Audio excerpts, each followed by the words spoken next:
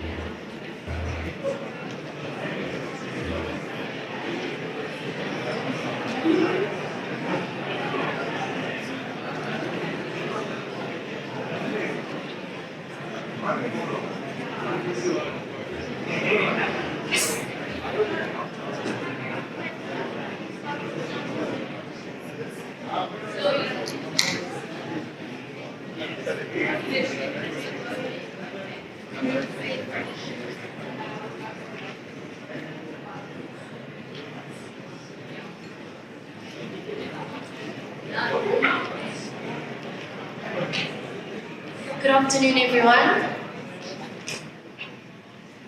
For those we have not met, my name is Sormaba. Welcome back from lunch. Hopefully lunch was amazing.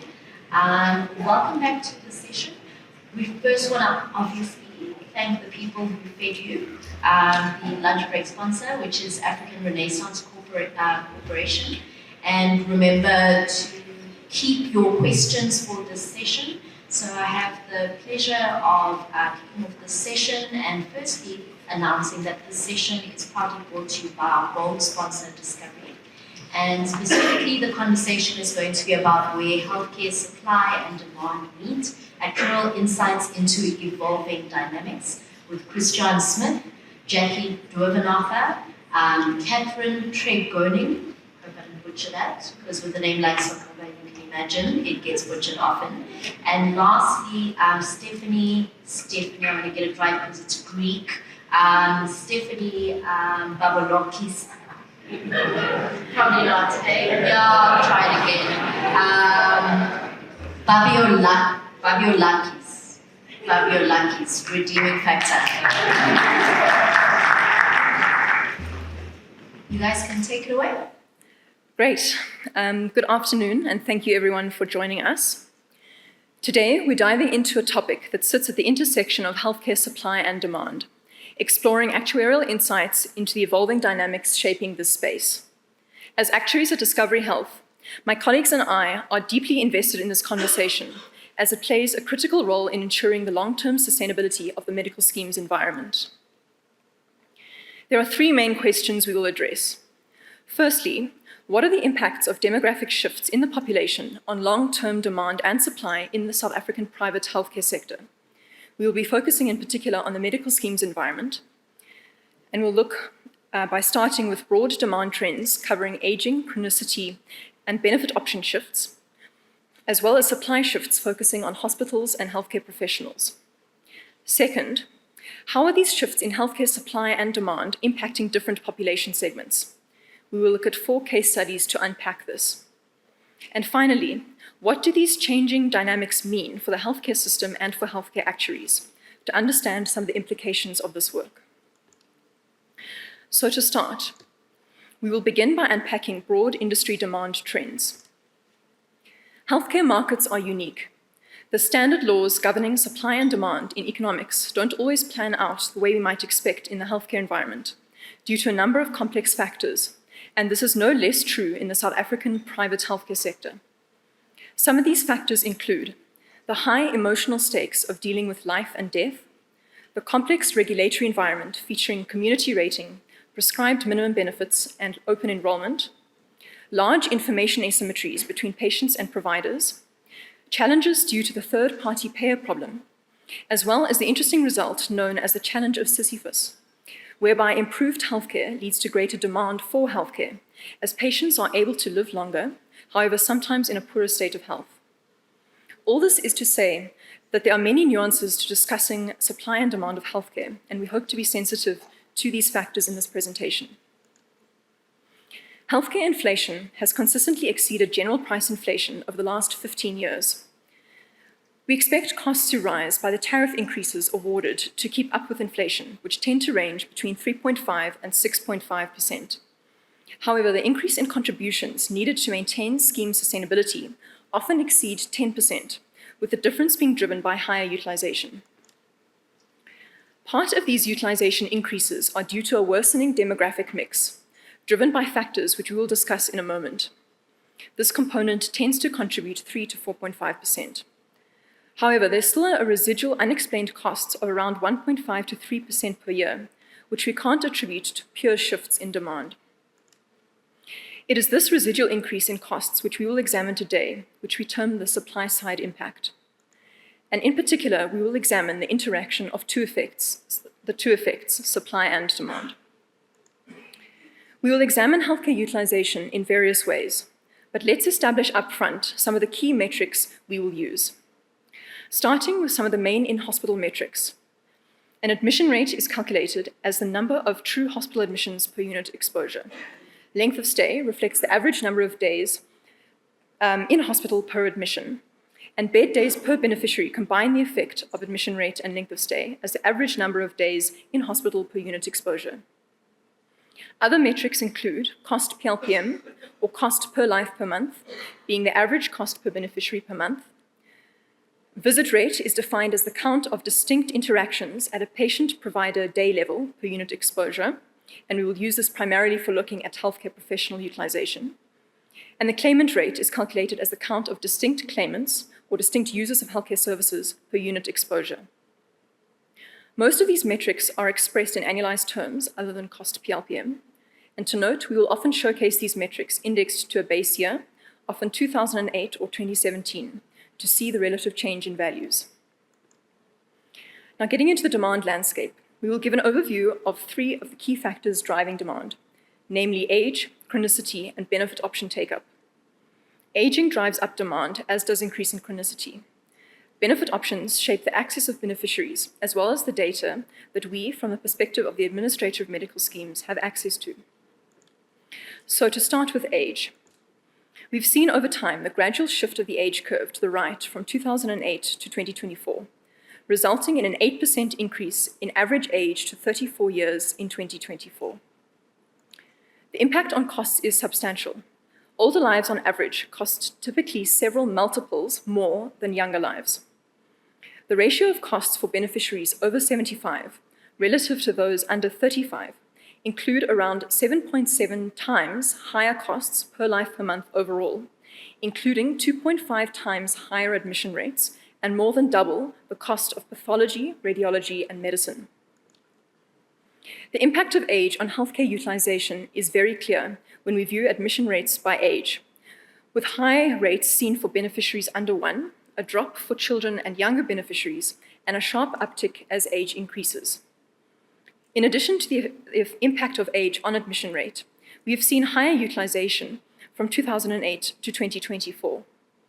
This includes higher admission rates, particularly for the beneficiaries under 1, due to neonatal admissions in the first few days of life, and for beneficiaries over 65. And this has resulted in an overall increase of admission rates of 6%. As with admission rates, visit rates vary sharply by age. Furthermore, we've seen higher healthcare visits across almost every age category, particularly for psychosocial claims for young adults and chronic conditions for beneficiaries over 65, but more on that later. This has led to an overall increase in the visit rate over the period by 22%. If age was the only factor affecting demand, we might expect these lines to completely overlap, but they don't, and that brings us to the second key factor driving demand, which is chronicity.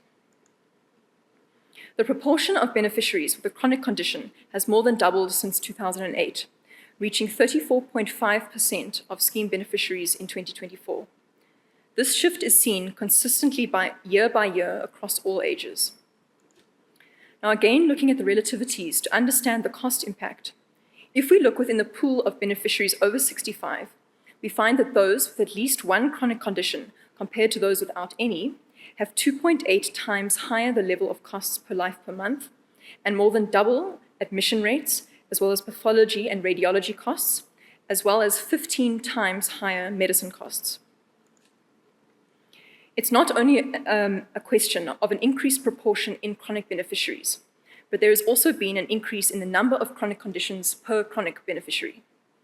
The Venn charts showcase the relative prevalence of several key conditions: cardiac conditions, mental health conditions, diabetes, and oncology, as well as their overlap.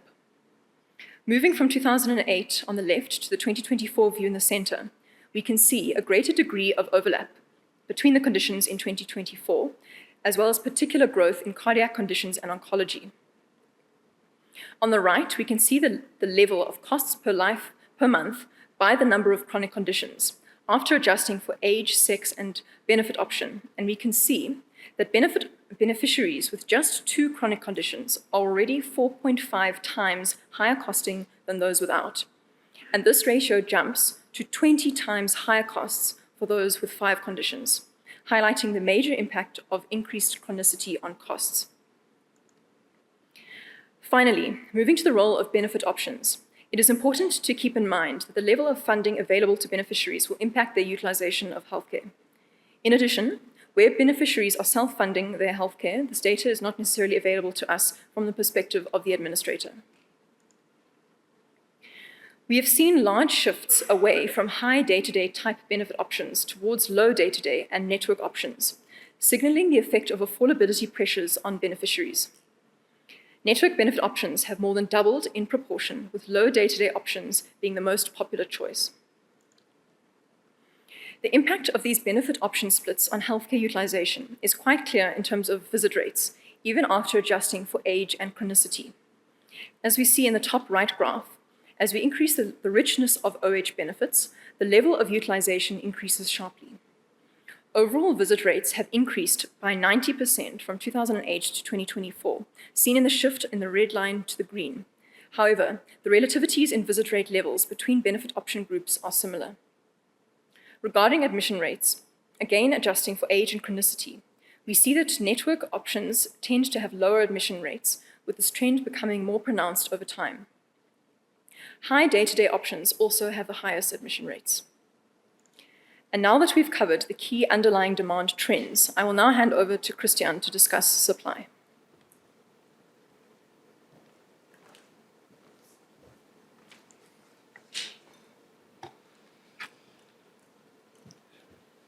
The supply of healthcare also shows some interesting trends. These trends are just slightly more difficult to extract. On this slide, we highlight some of the key issues that ourselves and others have faced when trying to extract the supply of healthcare trends. Data availability speaks to the point that the data on the supply of healthcare is published infrequently and generally from various different sources. The Health Systems Trust used to publish this data much more frequently pre-2012, resulting in us having to collate data from multiple various different sources, such as Department of Health hospital bed licenses, the Health Systems Trust, claims data, and even research papers where applicable. The point on regional dynamics speaks to the fact that it's quite difficult to allocate a specific life to a specific region to analyze regional trends. This is because not all people seek healthcare services in the areas in which they reside. There's a similar argument to be made for doctors who can practice at multiple different facilities within different areas. Claims data practice information speaks to the fact that we used claims data to identify distinct practices.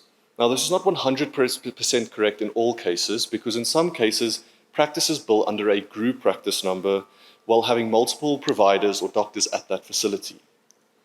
Facility type dynamics speaks to the fact that practices can change their practice type over time. You might see that a subacute facility could convert into an acute facility, and even within specific facilities, you might see that the services do change. An example of this would be a hospital converting isolation beds into general ward beds. Now, these are generally not done at random. They're done using resource analytics by these facilities to see where the demand for their services are the greatest. And lastly, the point on multiple payers. It speaks to the effect of the denominator, the total number of people. In our data and in our research, we looked at the total number of medical scheme lives in the country. We note that this is not all the lives in the country that make use of private medical services. For example, lives who pay for healthcare out of pocket, as well as lives who have private health insurance products that are not medical scheme products. For the supply of healthcare, we have two key metrics that we have used to look at supply trends. Firstly, we have the hospital beds per 1,000 lives, which is the total number of acute facility beds, which is essentially a hospital that's not a day clinic or a subacute facility or a psychiatric hospital, over the total number of medical scheme lives across the country. Secondly, we have the doctors per 1,000 lives, which uses a similar formula. When we overlay the trend in the number of acute facility beds in South Africa in the private sector with the number of medical scheme lives over time, we see that these two trends increase in line. We see a sharp increase in the medical scheme lives post-2008 after the introduction of GEMS, and we see that the acute facility beds grow steadily over time, with the plateaus representing time periods where we did not find available data. When we look at the hospital beds per 1,000 lives, we see how between 2004 and 2014, the beds per 1,000 lives dropped, and then after the plateau in the number of medical schemes lives, we see how the supply has caught back up to almost 2004 levels. These numbers are at a national level, but we want you to note that there is quite a bit of regional variation, especially between provinces, with the province with the highest supply having 5.72 beds per 1,000 lives, and the province with the lowest supply having 2.27. Comparing these numbers to international standards, we see that the most developed countries in the world, such as Japan and Germany, have more than 6 beds per 1,000 lives, while your classical first world countries, such as Italy and Finland, have somewhere between 2 and 4 beds per 1,000 lives, and lesser developed countries, such as Chile, with less than 2 beds per 1,000 lives. It's important to note that these international numbers from the Organization for Economic Cooperation and Development represent public and private sector beds relating to the entire population of these countries, whereas our data is only medical scheme lives and only acute facility beds. Moving on to the growth in the number of facilities, we show here a 16-year trend and a 5-year trend growth, representing longer-term and short-term growth. And we see across healthcare facility types, there's been growth over time, except for acute facility beds, which have stagnated in the last 5 years. We want to highlight the growth in psychiatric hospitals, a staggering 375% growth in the number of facilities since 2008. This shows how the private healthcare sector has responded to a growth in the prevalence of mental health diseases. We also want to highlight private rehab and hospice as encouraging trends, as the growth in these facilities shows how the private industry has been responding to an aging population with a growing multi-morbidity.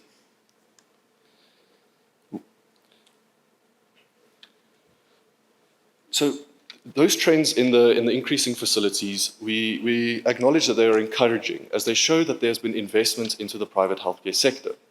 But oversupplying of healthcare services does come at a risk, as highlighted here by this quote from Professor of the UCLA School of Public Health, Milton Rumer, who famously said that in an insured population, a hospital bed built is a hospital bed filled. Looking at Rumer's law in practice, we see that as the supply of hospital beds grow, or we see high correlation or strong positive correlation between the number of acute facility beds in an area with the risk-adjusted admission rate when looking at areas with more than 150,000 medical scheme lives. We see a similar trend and correlation between the supply of hospital beds and the risk-adjusted length of stay. Lastly, we also then went to look up into, does this impact the quality of care? And when looking at average mortality scores within these areas, we see that the supply of acute facility beds is not correlated with the average mortality score. Moving on to the trend in the growth in the number of doctors, or healthcare professionals, I should rather say, we see that since 2008, there's been a 66% growth in the number of healthcare professionals. On this slide, we have highlighted the top 7 practice types which have driven this increase in the number of healthcare professionals. And once again, we can highlight here, you can see that psychologists have grown quite strongly by 118% over the last 16 years, once again in response to the increasing prevalence of mental health diseases.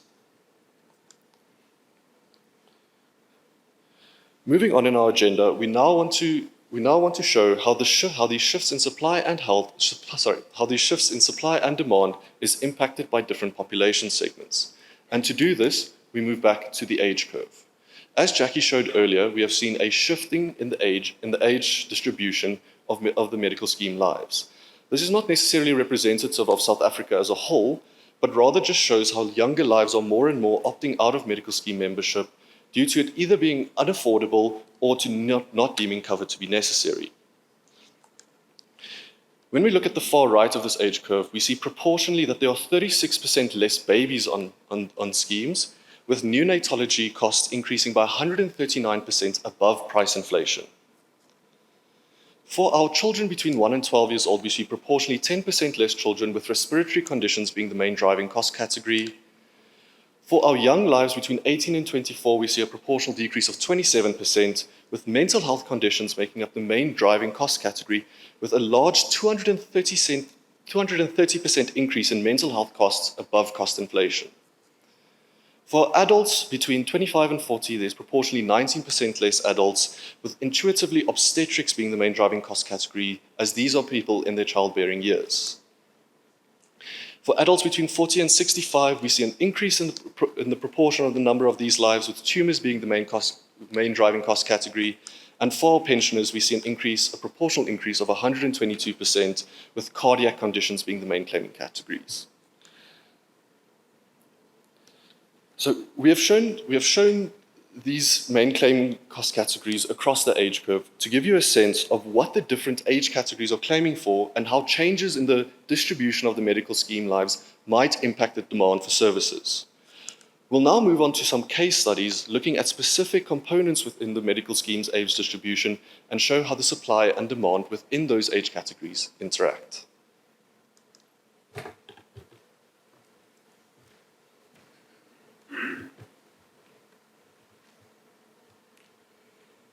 Let's start at the beginning. A key demographic trend that we have seen within the population is that the proportion of females in childbearing age from 15 to 49 years old is decreasing steadily over time, sitting at just 1 in 4 beneficiaries in 2024. At the same time, the chronic disease burden of these female childbearing age beneficiaries is also on the rise, with the proportion of those with one and multiple chronic conditions growing, driven by non-communicable diseases as well as depression.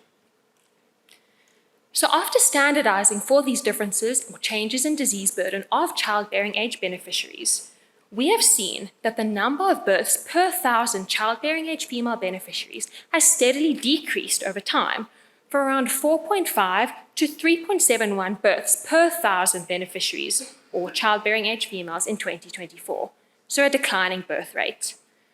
Fewer births combined with increased chronicity suggests a dual challenge. But how have these dynamics played out in the neonatal space within these reducing birth rates? Let's start at the very left of the age curve. Neonatal beneficiaries are defined as those in their first 11 crucial days of life. And we have seen a 61% uptick in the number of neonatal beds servicing these neonates over the past 6 years, at around 2,500 beds in 2024. What we observe alongside this growth in beds is a growth in the neonatal admission rate above what can be expected after adjusting for the mother's chronicity, age, birth indicator, and her delivery type, based on 2017 experience. And this gap indicates that neonatal admission rates are currently 24% higher than what we can expect based on this adjustment. At the same time, we've also seen a reduction in the average neonatal length of stay, with higher neonatal admission rates being strongly correlated with lower neonatal length of stay in hospital in specific regions. Interestingly, there's no clear correlation between the number of neonatal beds per 1,000 neonates and quality outcomes. In fact, hospital service areas that have higher neonatal admission rates are correlated with a higher density of neonatal beds per 1,000 neonates, again adjusted for the mother's risk factors, signaling a potential application of Roomer's law. Pediatricians are another key healthcare professional servicing neonates, comprising a quarter of their patients in 2024. And within this, the number of claiming pediatricians per 1,000 neonates is on the rise from 1 to 1.5 over the period. The risk-adjusted utilization rates to pediatricians per 1,000 neonates is also on the rise by 25% since 2017. So how do these two correlations match up? Well, once again, these scatter charts point to a positive correlation between risk-adjusted visit rates to pediatricians per 1,000 neonates, again risk-adjusted for the mother's factors, and the density of the number of pediatricians per 1,000 neonates in a specific province. Let's continue our journey down the age curve, now focusing on child beneficiaries aged 1 to 12. The data is telling us that there's been a 17% reduction in the proportion of these children covered under medical schemes, and a slightly decreasing disease burden compared to 2017 levels, indicating a slightly improved health status over the period. So one may expect utilization rates to also be on the slight downward trend given this. However, we have seen that the risk-adjusted admission rate for children, whose admissions are mainly driven by respiratory and ear, nose, and throat hospitalizations, has remained at a fairly constant level over the period. So how has this played out on the supply side? Well, once again, we've observed an increasing volume of pediatricians over time, up 33% per 1,000 child beneficiaries in 2024. Interestingly, the distribution of healthcare costs for these younger beneficiaries has shifted away from GPs and towards pediatrician-based care. In line with this, the risk-adjusted visit rates for children to pediatricians is also on the rise, about 10% higher than 2017 levels, with most of these visits related to respiratory, ear, nose, and throat, and gastrointestinal episodes of care. So after determining the correlations between these key moving parts, we see a positive correlation between child hospital admission rates and visit rates of children to pediatricians on a risk-adjusted basis, and the density of pediatricians per 1,000 children in a particular province, with correlations above 40%. When comparing pediatrician density to child readmission rates, however, as a measure of quality, this relationship is far less pronounced. We next explored the supply and demand dynamics amongst young adult beneficiaries aged 18 to 24. Our age curves showed us a reducing proportion of these beneficiaries covered, with mental health costs being the key driver above tariffs. And zooming out to the entire population, we've seen a significant growth in the prevalence of mental health conditions over the period, up 21% since 2017, and driven predominantly by depression diagnoses. Interestingly, the most significant increase in mental health prevalence is amongst young adults aged 18 to 24, with prevalence more than doubling over the period. Alongside a reducing age at first mental health diagnosis of about 4 years, this reinforces the need for us to consider mental health costs for the healthcare needs of younger beneficiaries. The proportion of mental health risk spend in the system has shifted towards psychotherapy consultations, with the proportion of spend on psychologists increasing over the period. However, this trend also differs by age, as we see younger claimants indicating a preference for psychotherapy and digital tools, with elderly mental health claimants indicating a preference for mental health-related medication. This increased burden of mental illness has a significant multiplicative cost impact on medical schemes, as a chronic member with a mental health condition has more than 3 times higher admission rates than a member with no chronic condition, and 1.6 times more than a member with a chronic condition only on a risk-adjusted basis. So in line with this growing trend of increasing demand for mental health services, we have seen increases in the supply of mental health services across the board. A 29% increase in claiming psychiatrists, 19% increase in claiming psychologists driven by clinical psychologists, and a significant 43% increase in psychiatric facility beds. Upon overlaying this relative growth in mental health bed supply, measured by psychiatric beds, psychologists or psychiatrists per 1,000 lives, compared to demand, measured by the prevalence of mental health conditions, we can observe that both mental health supply and demand are moving in the same direction and have grown together over the period. While the prevalence has increased steadily, Supply-side expansion, especially in beds, has actually seen a faster growth rate than the accompanying demand in the more recent years. Upon correlating the demand and supply of mental health services, we observe a weak positive correlation between higher mental health admission rates and the number of psychiatric beds per 1,000 lives on a risk-adjusted basis in particular regions. There is a strong correlation between the risk-adjusted mental health consultation rate and the density of psychologists in a particular area, with a 66% correlation coefficient. And finally, we do not see a correlation between the density of psychologists in a particular area and the risk-adjusted prevalence of a severe PHQ-9 score, which is a questionnaire measuring depression symptom severity. This indicates, as has been the case in other case studies, that there isn't a clear correlation when it comes to quality outcomes. Let's let Stephanie continue down the age curve.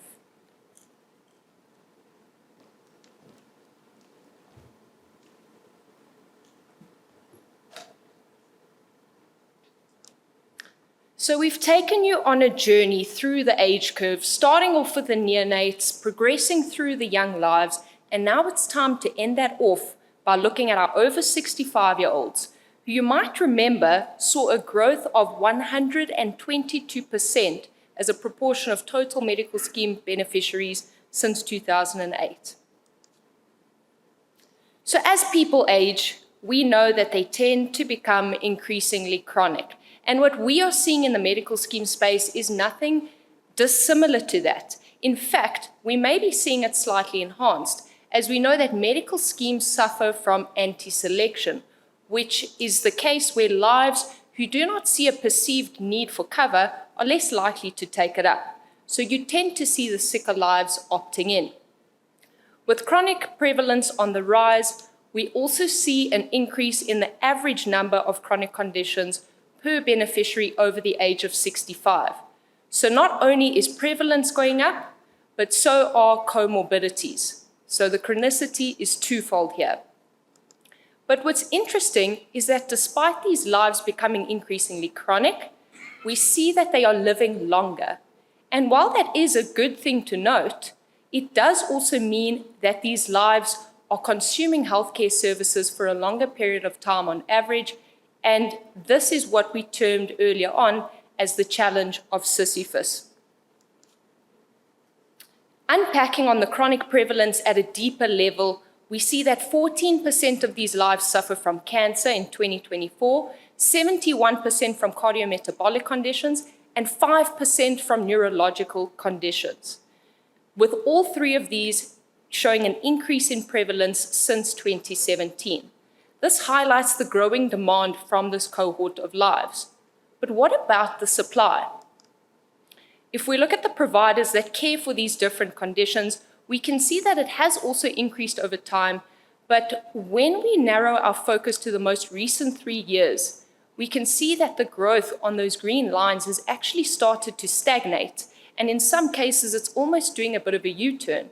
And this is something alarming, because if the trends of increasing prevalence continue while the trend of providers actually flattens, then that means we could end up with a scenario in the future of demand outstripping supply for this group of lives. Showing you this from a different perspective, you can see that a large proportion of costs at physicians, cardiologists, and neurologists are as a result of these lives over 65. And we can see that proportion has grown over time, with nearly a third of these costs being from the over 65-year-olds and more than half coming from the over 65-year-olds in the cardiac specialist space. So everything we've shown you so far has hinted towards growing demand for healthcare services for these lives, and that they are suffering from a myriad of different chronic conditions.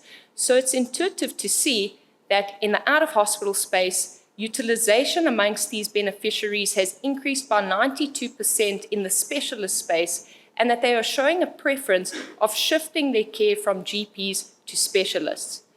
In the in-hospital space, we see by the dark purple line that their case mix index has been growing over time.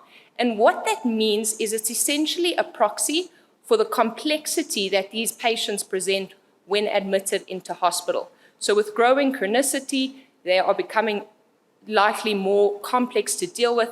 And as a result of that, when we look at the supply effects, we see that the average number of practices, visits, as well as practice types per admission have been on the rise as well. But it's interesting to see that those three have exceeded the growth of the case mix index. And all in all, as we see here, there's this need for more specialized care for this cohort of lives, which could hint to a potential opportunity for forming multidisciplinary care teams and also an opportunity for geriatric specialists. However, looking at the data, we see that in 2024, we only have 23 geriatricians in South Africa, and that's across both the public and private sector. So we've completed this journey through the age curve, starting with the neonates and ending it off with the over 65-year-olds. And we've seen how demand, supply, and cross-subsidies could be impacted by age. But now we thought to take on a bit of a different lens. So something that might be familiar to most of us here today is the Pareto effect, also known as the Pareto principle. And that is the backbone of risk pooling, especially in the insurance space.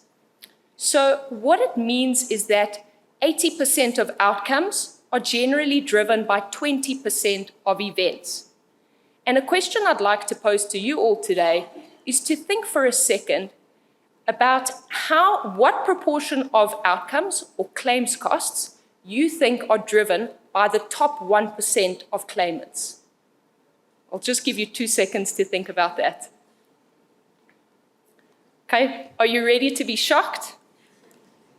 The top 1% of claimants is responsible for 33% of medical aid claims costs. That means that 1% of lives is responsible for 1/3 of overall costs. And if we look at the top 20% of claimants, they are responsible for 94% of costs. Now, as I mentioned earlier, this is not unusual for risk pooling. We do expect cross-subsidies to occur, but this is showing the Pareto effect where it is at a staggering level. And what's also staggering to see is that the cost multiples for this top 1% are 152 times higher than a healthy life on average, with this graph on the right showing you the member segmentations across the medical scheme based on the morbidities that our members present with. And you can see the cost multiples increasing as we move up this graph. Looking into the prevalence, we see that there has been an increase in prevalence for oncology and cardiometabolic conditions, as well as prevalence of renal dialysis across these lives. And this is similar to what we saw for the over 65-year-olds, which is expected because almost half of the top 1% of claimants are actually over the age of 65. Something else that I think we all would feel is intuitive to assume is that a provider's time, a healthcare provider's time, and their services are equally distributed across all insured lives within a medical scheme. But that's actually not the case in reality. What we are seeing is that these providers' time and their services are being skewed towards the top 1%. We see in 2024 that 35% of hospital admissions, 30% of days in hospital, 80% of days in ICU, 34% of readmissions, and 28% of theatre time is stemming from just this top 1% of claimants. And looking at it from a provider lens, we see that a large proportion of costs across different provider types are stemming from the top 1% in hospital as well. And when we look at the cost multiples in hospital, these lives are generally much more expensive to deal with, hinting towards increased complexity and increased chronicity in this cohort. So now, what does this all actually mean? We've taken you on our journey through the age curve, and we've also taken another look at cross-subsidies through the top 1%. But now I wanted to show you all the distribution of lives by age and gender in a graph that's familiar to most of us. and that is a population pyramid. So we see that in 2024, the distribution of males and females by age in the South African population, as well as in the medical scheme population, are quite similarly distributed. But when we zoom in at the top of the pyramid, we see that in the medical aid space, we have a higher proportion of males and females over the age of 65, and a lower proportion of young lives aged between 20 and 34. Although these distributions look similar, the picture is completely different when we look at it in absolute terms. Overlaying the two population pyramids, we see how small 15% of the South African population really is. And that's the percentage of lives that actually have medical aid cover. This also highlights an opportunity that we have the lives there to expand our cover too, and that this is something that could be enhanced potentially through LCBOs as well, or low-cost benefit options. And from the use cases we've shown you today, we see that over time, it's becoming increasingly more difficult to subsidize our over 65-year-olds. In fact, in 2024, we see that we need four individuals under the age of 35 just to fund one member over the age of 65. And if this trend continues and potentially worsens as demand and supply dynamics continue to change, we may actually even need more of these younger lives. So just a quick recap of everything we've been through today. We started off by talking about medical inflation, which we've seen has continued to exceed CPI inflation by a margin of around 5%. And we've described that margin as being due to utilization effects. We've attributed a portion of the utilization effects to demand-side impacts, such as your age, chronicity, and benefit option type effects. But even after adjusting for that, we still see a residual above and beyond that we can't explain and that we have deemed is due to supply-side factors. And when we look at these effects, we see that the medical scheme population is aging and becoming more chronic, and demand and supply becomes more and more important to analyze. The particular relationship between the two actually varies by context and by cohort, as we've seen through the use cases today. So a quick recap of those use cases, we saw that in the neonatal space, we have fewer births, but yet the utilization is on the rise for this group of lives. And alongside that, we've seen a growth in supply of healthcare providers. For children aged 1 to 12, we've seen these lives reducing as well, along with a reduced disease burden. But again, utilization goes up. And alongside that, we've seen increases in pediatricians. For our young adults, we've seen an increase in prevalence, especially driven by mental health conditions such as depression, and alongside that, an increase in utilization of psychologists, as well as an increase in the supply of mental health suppliers. And ending off the age curve, we unpacked on the over 65s, where we saw that these lives are increasingly demanding services to help treat oncology and cardiometabolic prevalence. And alongside that, the supply does seem like it's been growing, but it has started to stagnate.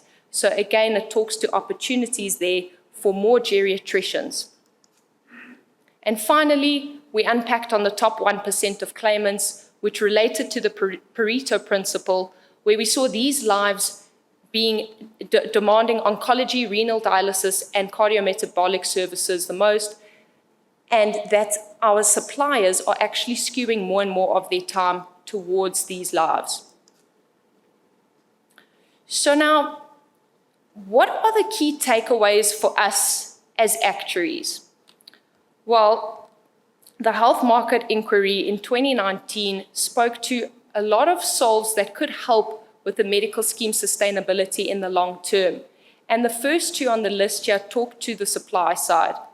So the health market inquiry has touched on the fact that we need a supply side regulator and regulated hospital licenses.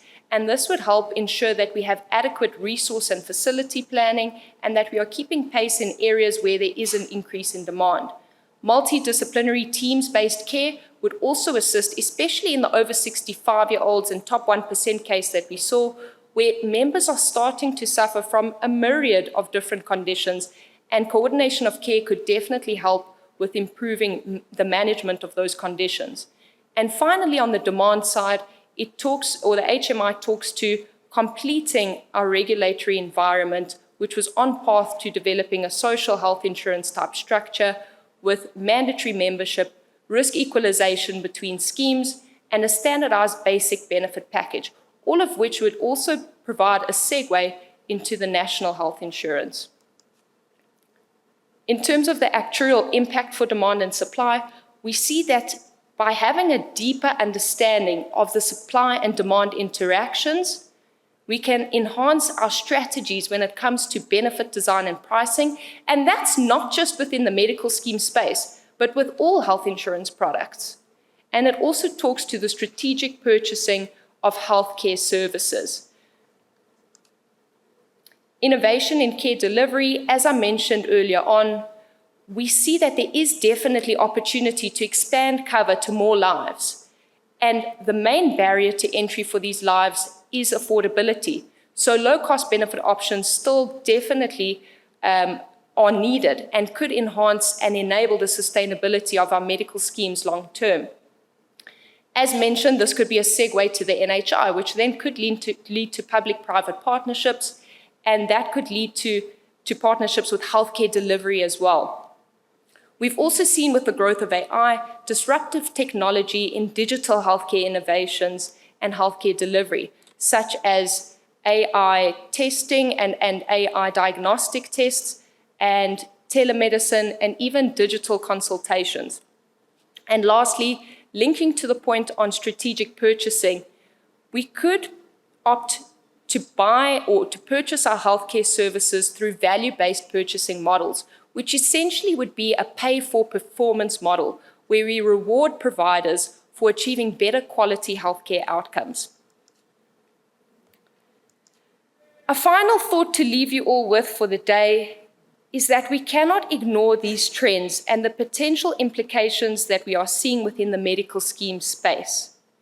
We truly hope that by seeing the several use cases we've presented to you today, that you feel inspired to continue researching other use cases at the same level of granularity. It is up to us to keep raising awareness and pushing for change to bring these implications to light and ensure a sustainable medical scheme environment. Thank you.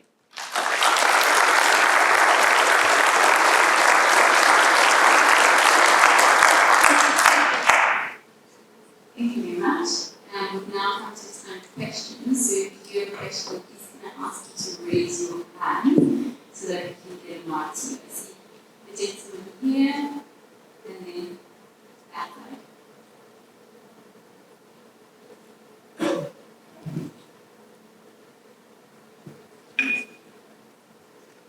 Good afternoon. Thank you for the presentation.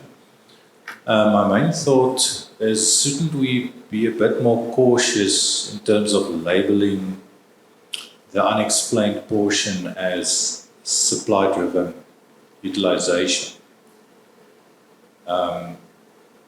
We know that there's behavioral impacts. So we have age and gender and chronicity, but we know that there are healthy choices that people make, behavioral things that also impact.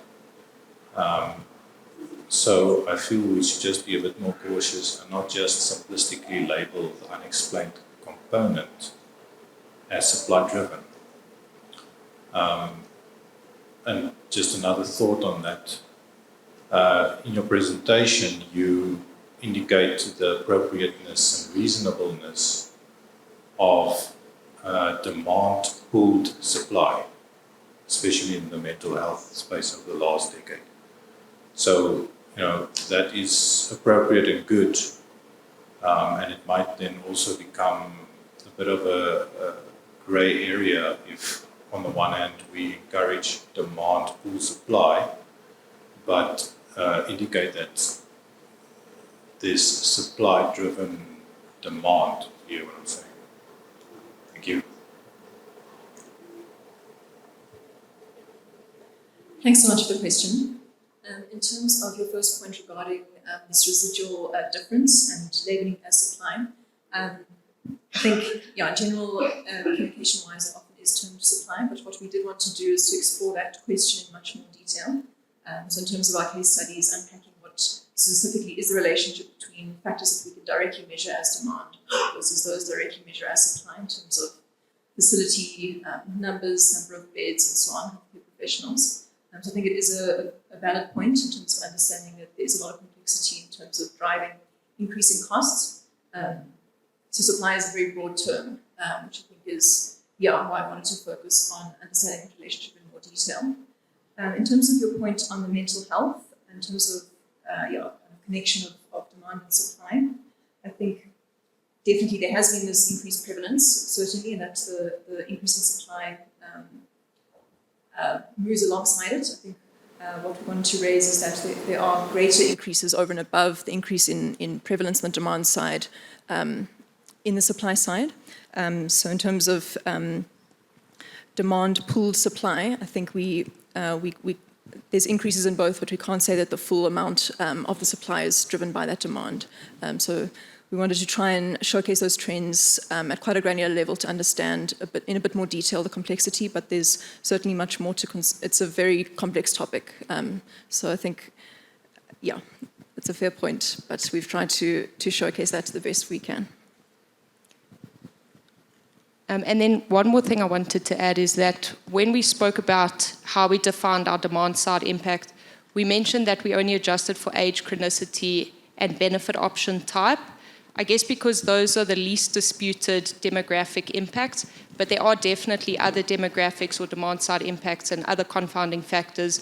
So I guess something else we want to consider in future is potentially trying to model these effects more accurately, accounting for various other factors. And that also talks to why it's important to have the more granular level of understanding. So even now, it's a very valid point. We could even enhance our understandings further. And on the second point about demand pool or supply pool, I guess it's a bit of a chicken and an egg problem. We don't know which came first, if it was the providers and then the diseases, or if it was the diseases first and then the providers. And that's not what we were aiming to answer. It's just almost to unpack on the correlations that we do see there is a relationship between the two. Yeah. But thank you. It was a very good question. Thank you for your answer there. I think we had a question there, but can I ask the microphone to be more shared to any in the front? Cool. Thanks, guys, for your paper. Obviously very topical. I guess just in terms of adjusting for chronic conditions, and it sort of stems from the complexity of the previous question, did you guys discuss, or is there data around identifying how chronic conditions are actually classified over time? So I know we speak about growing prevalence, but I imagine that there's sort of growing true prevalence, where if we had to sort of have the same clinical criteria and the same access to technology, the same proportion of providers to help with that, there is obviously breaking up that factor. It's a little bit more in depth than just chronic prevalence. Have you guys looked into that? Because I imagine over time that's also going to be a space where we might have providers perhaps upcoding a diagnosis. So I know, again, I respect that the fact that there's a lot of complexity, so I'm not saying you have the answers, but just I imagine you guys did think about it. Thanks for your question. So in terms of the adjustments that we made, I guess firstly we illustrated the impact of having a chronic condition on your costs over and above aging, and then the impact of having multiple chronic conditions and how this multi-morbidity impacts. When we did our risk adjustments, trying to understand the correlations between demand and supply, we mainly considered the 27 conditions on the chronic disease list in terms of our risk adjustment factors. And we used our data as is, claiming or registrations data, and didn't consider changes in diagnosis behavior or provider behavior over time. But that's a very valid point and something that we should consider when understanding how our prevalence or chronic prevalence is increasing, how much of it is true prevalence and how much of it is due to changing coding or diagnoses. I think that's especially important in the mental health space, so definitely something we can unpack further. Once again, a lot of extra to-dos in this presentation. We'll add that to the list.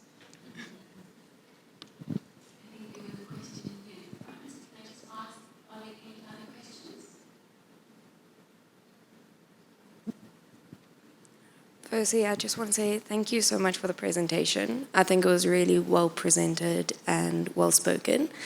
My question is more on when you were looking at the percentages of how much cancer rose and all of that, did you think of the COVID-19 impact in the sense of the delays for when cancer was then going to, it took 2 years longer and then it became more prevalent and so forth, and just around that? Thanks. So I guess our trends that we showed regarding oncology was more centered around the providers. And I think the providers were, I don't think they'd stop practicing in the COVID-19 pandemic. So with regards to that, I don't think COVID would have had such a big impact on supply there. I don't know if I'm answering your question correctly. Maybe I can just comment as well, just on some of those COVID impacts on the demand side rather than the supply. We did see drops in screening, which does have knock-on effects in terms of later diagnosis. And of course, the severity of outcomes is worse the later oncology is diagnosed. So there were some of those impacts as well. I think we didn't specifically account for them, but we were looking mainly kind of 2024 versus quite a bit earlier, so kind of covering that full period. But I think COVID certainly did have impacts on the demand side in the oncology space. I think just one more thing to add, thank you for the question, is with the oncology space, so the point of today was we wanted to analyze the interactions between demand and supply. It's a bit difficult to identify the oncology providers or the healthcare providers that treat oncology, because it's not only the oncologists, it's also radiotherapists, Hematologists. Yeah, there are many others out there. So, but it's definitely something we could consider. I think another valuable point you raised is the lagged effects. And I mean, maybe not just on the oncology space, but even on the cardiac space. I think there's a lot more definitely that can still be unpacked.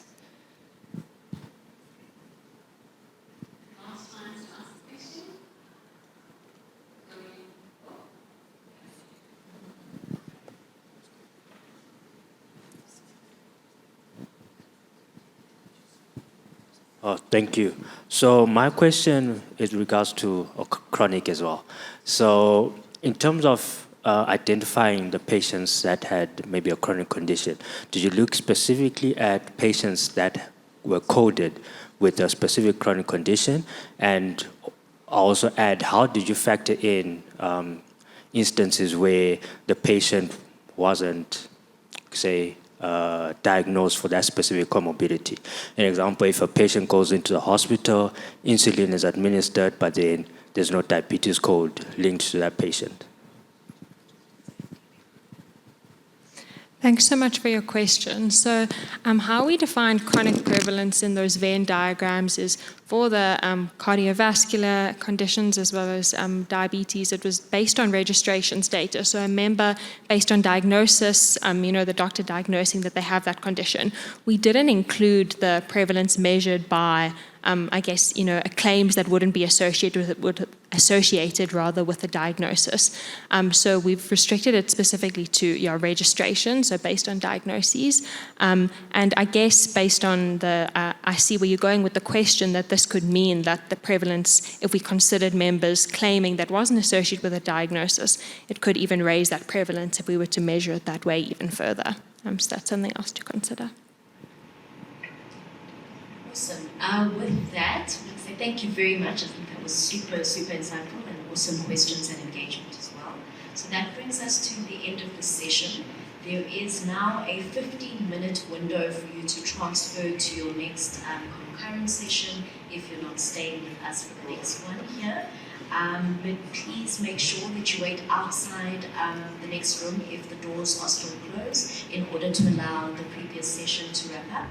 The next concurrent session will kick off at 2:55. Thank you very much for joining us.